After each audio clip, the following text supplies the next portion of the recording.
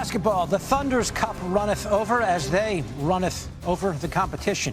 OKC throttled Phoenix by 49 Wednesday night to earn their trip to the NBA Cup semis against San Antonio. The Thunder 24-1. The average margin of victory 17.5 points. That's the biggest through any team's first 25 games in NBA history.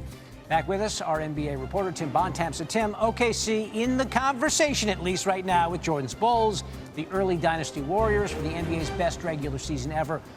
What catches your attention most about the Thunder's run at history? Just their straight dominance across the board. You mentioned it there. Like, we have to start talking about the Thunder in the conversation with teams like the Bulls and with the Warriors and with the 86 Celtics, and frankly, if they can exceed them. Because when you look at their statistical profile through 25 games, they're doing things we've never seen before. See on the screen right now, they have a 17.2 net rating. That means they're outscoring teams by 17 points per 100 possessions. That's 4.5 points better than last year. It's easily the best in the history of the league by 4 more points than that Jordan Bulls team back in 1996. They have the best defensive rating in the past 6 years. Their defense is 7 points better than the Golden State Warriors. The gap between them and the Warriors is the same gap between the Warriors and the Charlotte Hornets in 24th. I mean, we're talking about a team that through 25 games is simply taking care of business in a way we have not seen before. And going into this game on Saturday night, they're regularly being favored in games by 10, 12, 15 points a night. And they're doing it with Shai Thunder often sitting in the fourth quarter, and with Jalen Williams, their All-NBA forward, basically missing the entire first 5 to 6 weeks of the season. So it's been a remarkable start for the Thunder, and I think the question we have to start asking now is, can this team realistically win 73, 74, 75 games and give themselves a chance to go into the postseason with a championship at the end of it and establish themselves as potentially the best team in the history of the sport? And they could be in line for a really high draft pick next draft. So it's an embarrassment of riches there. The Spurs are up next for OKC. We know Wemby's missed the last 12 games with a calf strain. Mitch Johnson says his star is getting very close to returning. So could we see Wemby play in Vegas this week, Tim? We certainly could, and I would certainly love to see him going up against Chet Holmgren and this Oklahoma City Thunder team. They have battles going all the way back to the FIBA Under-19 World Cup Championship game several years ago. So it will be fun to see if Victor is out there. He participated in shoot-around on Wednesday in LA ahead of the Spurs win over the Lakers. He obviously didn't play in that game, but we will see if Wembanyama is in practice later this afternoon. Practices are just getting underway here in Vegas, but I think it's a safe expectation that there's a real potential for him to be back out on the court. And obviously, we'd love to see Victor Wembanyama out there against the Thunder, and as we just laid out, one of the best teams through 25 games we've ever seen on Saturday night here in Vegas. And the Spurs have really actually been pretty good without Wembanyama, 9-3 in his absence. Tim Bontemps giving us his insight on this one. Still ahead, the Buccaneers. Guys, I missed this game, Bobby, because I was flying overseas. I didn't feel the need to go back and analyze it too much.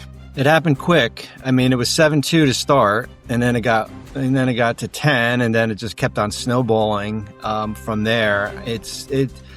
We said this on the show on NBA Today on Wednesday. It's just that for a team that's coming off an NBA championship, there's so much hunger there, right? It almost feels like they're playing with an edge.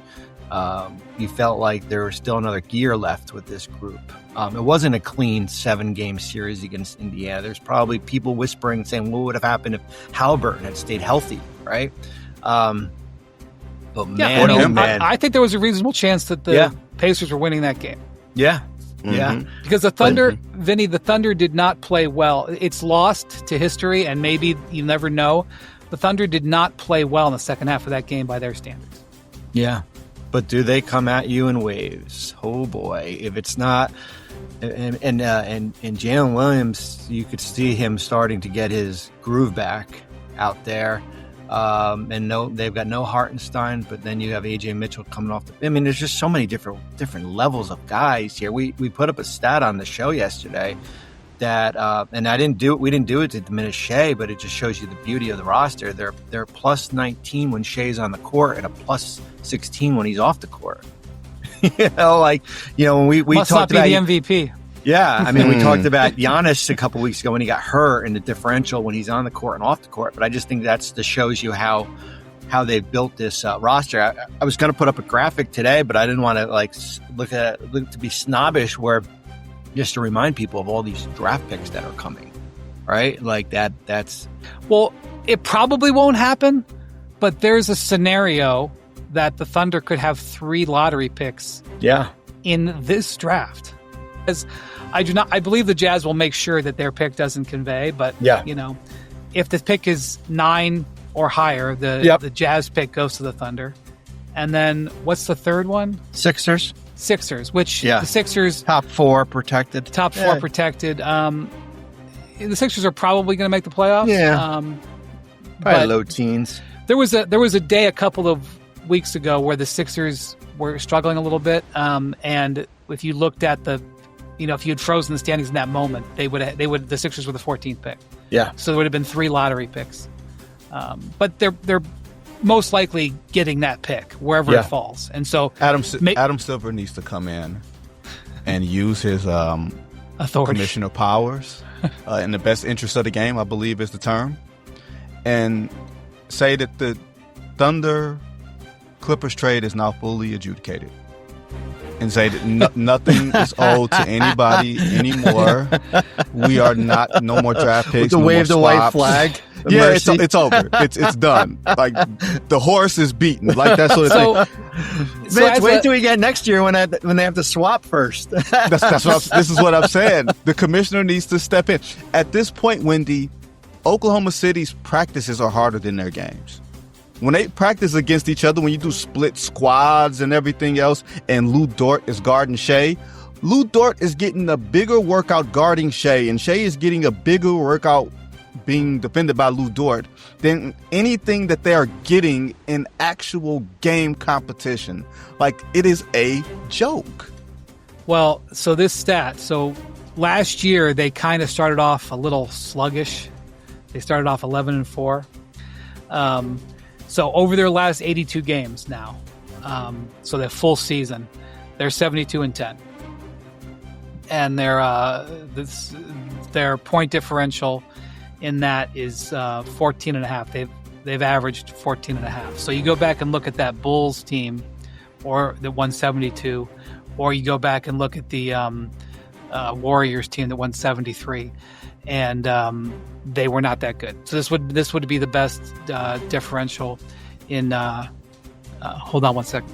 So, and Jackson gave me that stat. I feel like there was another stat in there, Jackson, with Shai Gilgeous-Alexander. He's oh, here it is. The 13th game this season when he sat out the entire fourth quarter. It's crazy. You mentioned the commissioner stepping in. This reminds me, as a guy who grew up as a Cavs fan, in the 80s, the Stepien rule, which was was after Ted Stepien, who kept trading away draft picks. What was it, Bobby? Like 4 or 5, 6 years in a row. When they sold the team, he sold the team and was bought by Gordon Gund. The only way Gordon Gund would buy the team was if he could get first-round picks back. And David Stern at the time, worried that the Cavs were going to fold, actually gave the Cavs draft picks back. He didn't take the picks away from the teams they traded to, but he created extra first-round picks. I think there was 1 or 2 that he gave back to the Cavs so that an owner would buy them, because somebody came in going, why do I want to buy this team? They're awful. They lose all this money and they don't have like their next 7 first-round picks. The NBA is a little different than it was in the early 80s, but the commissioner does have power. Is it? Are we sure? Because the Lakers, I remember, won the title in 82. And then they drafted James Worthy #1. And the Celtics had arguably one of the 3 to 5 greatest seasons in the history of basketball. I think they won 67 games. And then they came away with Len Bias, who wound up dying the next day. Like, it gets kind of morbid there. But the rich usually get richer in the NBA. It's your job to get rich. And it's your job to find the fool who will allow you to get rich. I think that's what this league has always been about. This whole thing about parity is a pipe dream. I'm going to try to have a, off the record, pull Adam Silver to the side conversation, move Grumpy Bass out of the way for a few seconds and tell Adam, enough with the parody. Nobody likes parody except for you and the owners who you were trying to buy franchises. The franchises have changed hands. There's been more franchises changing hands in the last 15 years than any point in NBA history. Nobody's going anywhere. Nobody's moving. I mean, well, maybe someone's moving, right? But you don't have to sell this pipe dream anymore. Dynasties are good. Per se, I don't want to spend my next 7 summers in Oklahoma City. I don't want to be eating Cattleman's every night, like trying to fight off weight gain. But this is kind of where we are at this point. But don't we have parity for teams 2 to 30? Yeah, I saw that last night. You saw that last night? Yeah, well, that's that's true. I mean, the thing about it is that is often not attractive. Fans, especially fans who are just sort of loosely interested, love dynasties, and it creates good business for the NBA typically. But the casual fans don't make the rules. The owners make the rules, and the owners want to know that they have a chance. They don't. They like the idea of that. So. Yeah, but look, the second apron it has teeth and it affects everybody. And, the Thunder now have 3 max players. They're not paying the max yet. This is sort of the last year where they, the thing is, Bobby, it's almost unheard of that a championship team returns everybody in its rotation. It just doesn't happen. And especially that the 2 of their last draft picks are injured, or Topic is sick, but we haven't even seen those 2 either. Right. And they I mean it is a rarity that you return every player. Yeah. So next year is when the teeth come in, but like the Thunder will have some tough choices coming up, but because Jalen Williams and Chet Holmgren are still on their rookie contracts, they've been able to roll this team right over. And so they're going to have some tough calls with Lou Dort and Isaiah Hartenstein. Like those are sort of the first 2 up, don't you think, Bobby? Like yeah. But they can bring this team back next year. Like I don't think they'll be starting to be stressed as long as they're okay with spending the money, which I think they will be. And right as are going to get super duper expensive, they're expected to get this new arena, which is they're in the process of building, which should add some revenue to them when they need it. So, do you know there's a plan in Oklahoma City to build the largest building in America in Oklahoma City? Did you know that? Nope. You're talking about Cattleman's, Vinny? Here's a question. Number one, they haven't broken ground on it yet, but taller than the World Trade Center, taller than what do they call the building in Chicago now? The Willis Tower? Yeah, the tower. Taller than that. It's going to be, it's not built yet, but they've announced it.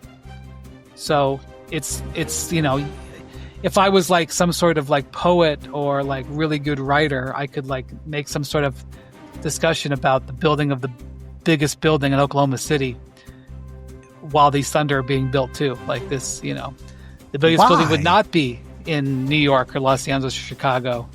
It would be in Oklahoma City. But why? What is the advantage of building the world's or the United States' biggest building and putting it in Oklahoma City? No disrespect to my friends in Oklahoma City.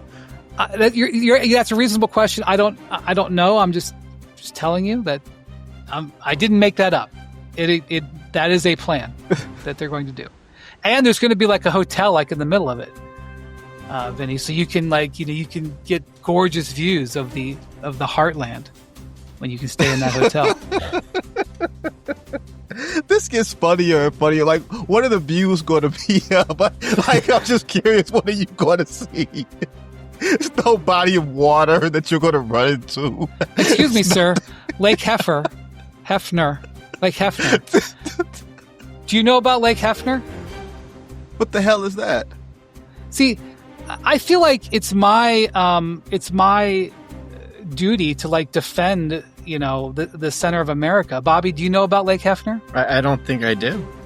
There's a man-made lake, I believe it's west of Oklahoma City, that they built, and I think they built it almost perfectly round. It's not perfectly round, but it's mostly round. Like if you look at it on a map, you can tell it's not natural. And it's a reservoir, and it's big enough that when you're on the sort of eastern side of it, you can't see to the shore on the western side. So it's like it goes to the horizon, the lake, okay? And there's all these restaurants and parks and stuff on the east side of it. And when you go there, especially in the summer, the sunset sets over the water. And it's a real big thing to go watch the sunset at those restaurants and bars and parks. And so in Oklahoma City, they have, in fact, manufactured a coastal sunset. Make a reservation for there in June, Wendy. How about that? It's funny that you say that. I have indeed made my finals reservations in Oklahoma City. And I did not make it for games 3 and 4 and 6. I only made it for games 1, 2, and 5 and 7 because I don't think the games 3 and 4 and 6 are going to be there. Okay, because they're going to have the best record. And I went ahead this week and actually made a restaurant reservation, not at Lake Hefner, but at a different restaurant that I know that I'll want to eat at. I made it because I know that the day after game 1, I will want to eat there, and that'll be a Friday night, and it'll be hard to get in. So I made it. And 5, only 5. I took this from Greg Popovich. My dinner's only 5. If somebody wants to, I will allow sometimes a 6th person if it's a spouse, because I never want, when spouses are with their husbands or wives during the playoffs, or sometimes happens, I never want them to feel. So I'll allow under that grace a 6. And if somebody says, "Oh, I want to be like the 6th, 7th, 8th," I go, "Hey, go do your own dinner. I don't need to eat with you."